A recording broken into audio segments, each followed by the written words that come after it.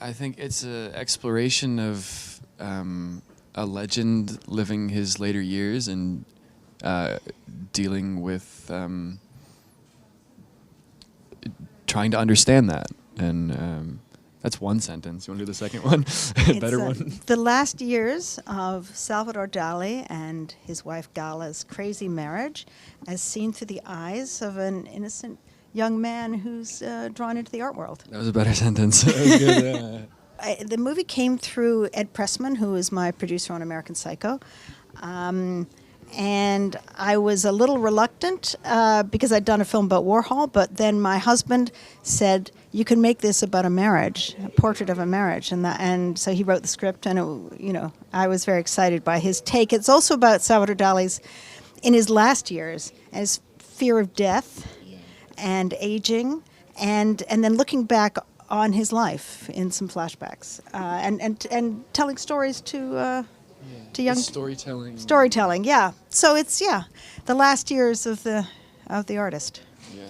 We went to Spain to do research, my husband and I, and we spent years talking about it and reading endless books about Salvador Dali and watching documentaries. And I mean, I think he's continually reinventing himself. Eternal, childlike amazement with the world. And you can see it in his art too. I mean, one of the rap gifts that I was given was just like a book of probably not everything Dali's ever made, but it's a really, really thick book. And if you just look at the beginning, it looks like his work has spanned hundreds of years, And I think that sort of is emulative of him as a person reinventing himself and being original.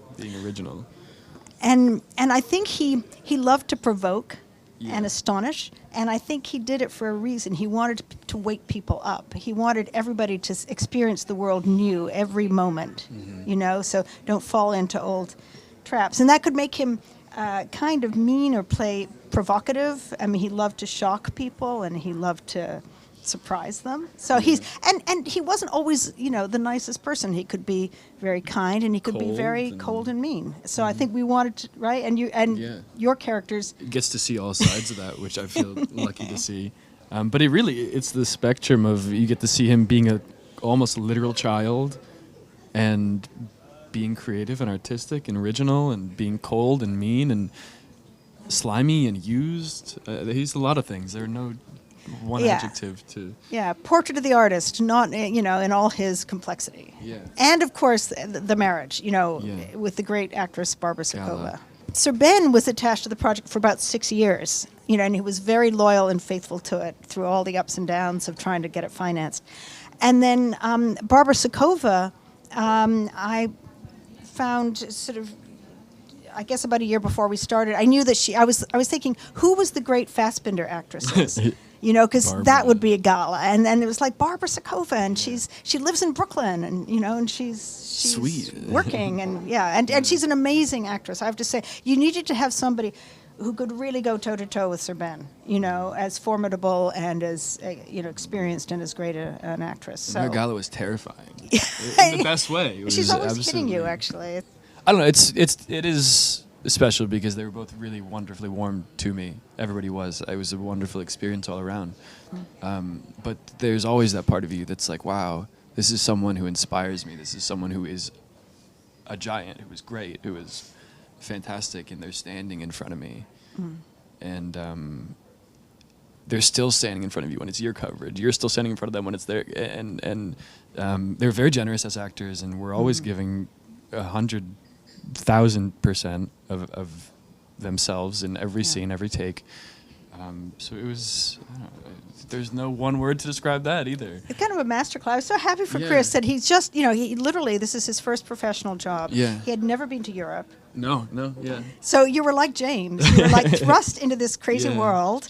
And experiencing it all, I almost felt like I was watching you be Chris Briney and be James at the same time, because you were just, it was... That's what it was. And really rough experiences, like, really difficult scene on his first day where he had to do some acting, walking, Yeah, it was pretty brutal. Which was stupid of me to say, yes, we're going to do it as a walk and talk. But there wasn't much of an option. Yeah, there wasn't really. But we had such a tight schedule, but so he was having this enormous masterclass in acting from two of the great actors, actors of our time, and then, having to do it'd be in every scene in a movie that had to shoot in 5 weeks.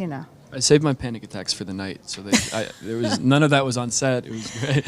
No, well, you were nice to everyone. Oh, well, I came to New York in '75, and when I was young, and got sort of onto the merry-go-round of exciting New York sort of bohemian life. And you get invited just because you're young. You get invited to parties. People say, yeah, come along, because you're just there, and you get on this amazing ride. A couple years later, then you realize, oh, I guess I have to get a real job, and it gets the kind of merry-go-round stops. But I wanted to capture that kind of innocence, which for me was in the punk era, 75, 76, 77. But there was also, to me, I think of it as a really kind of fun and quite innocent time, in spite of like the sort of decadence that people might have associated with those kind of scenes. I wanted to bring in a certain innocence and hopefulness. And then at the end, you sort of see the good and the bad in those scenes. It's unforgiving, but it happened. And your I think the message I want at the end of the film is, yeah, there were some good times, some very bad times, and my life is bigger because I knew these people. Yeah.